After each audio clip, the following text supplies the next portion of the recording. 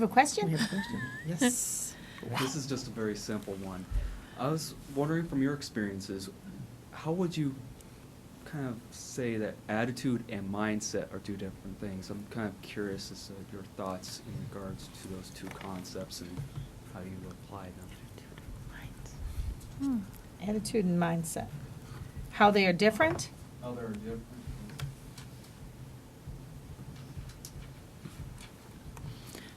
I really kind of see them as being the same. It's a trick question. Probably, so you can make up anything. We're okay with it. But how would you, Yeah. what would you say mindset is and attitude? If they were the same thing, how are they alike? It's the spirit at which you attack a problem. You know, and your mindset would be all the little constructs you put together to support the attitude.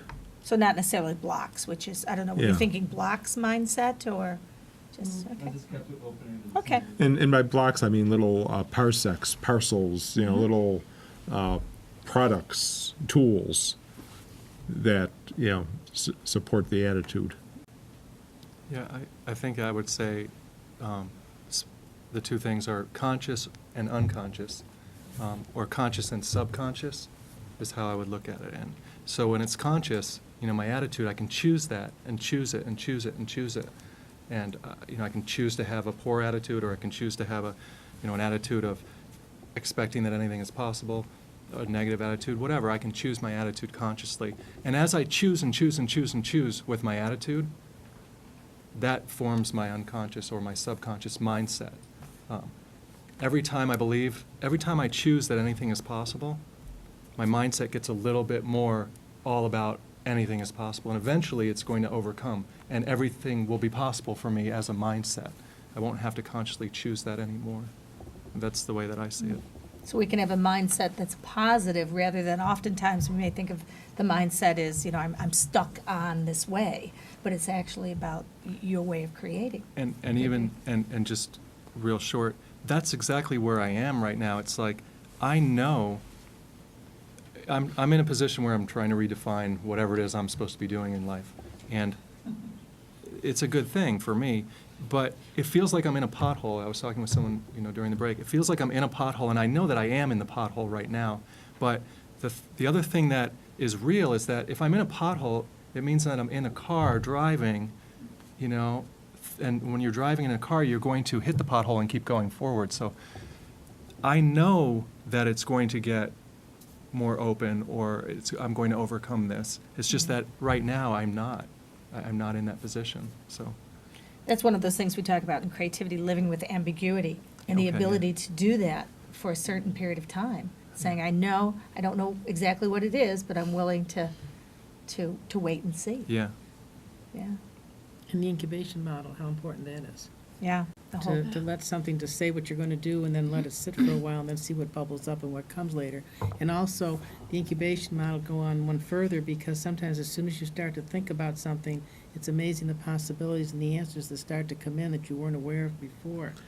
I Yes. have a problem with attitude and mindset because I think there's a lot of similarities, so I'm going to go with his answer. I liked it. Okay, when does incubation become procrastination, though?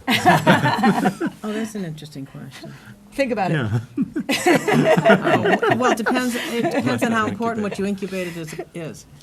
If you're really, something's Yeah. really important. I find incubation is phenomenal, because there's so many times that you have something on your mind and you're just concentrating on it so hard that you can't come up with the answers.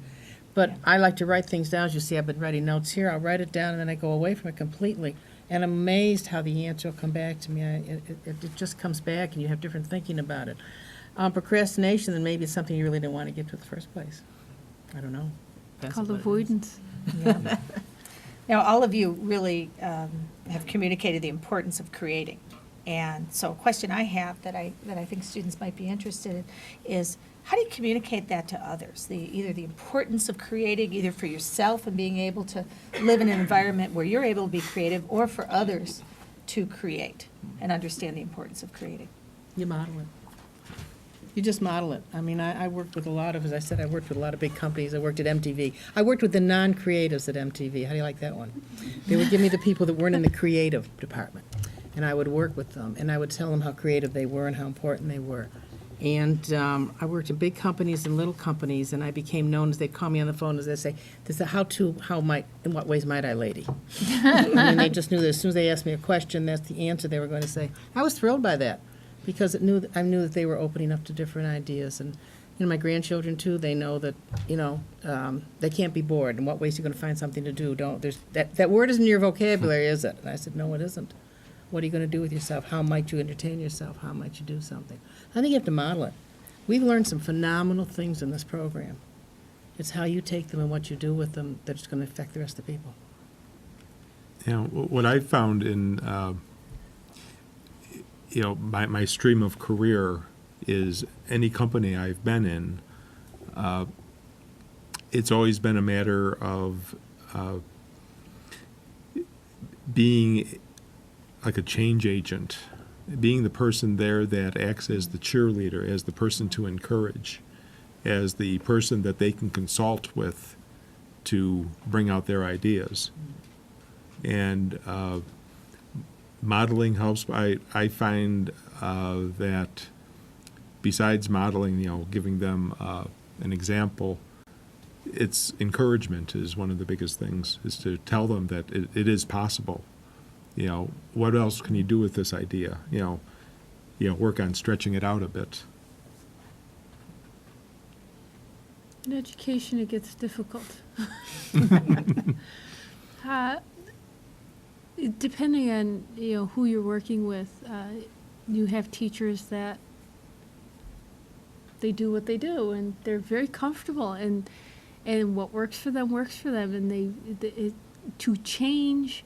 It's a terrible word, that word change. And I love the word change. To me, change means, something exciting's going to happen. And other people, change means, I got to do something different, and that means I got to do more work, and that creates a different scenario. So for me, I just try and stay very open for whatever opportunities arise, whatever gets presented.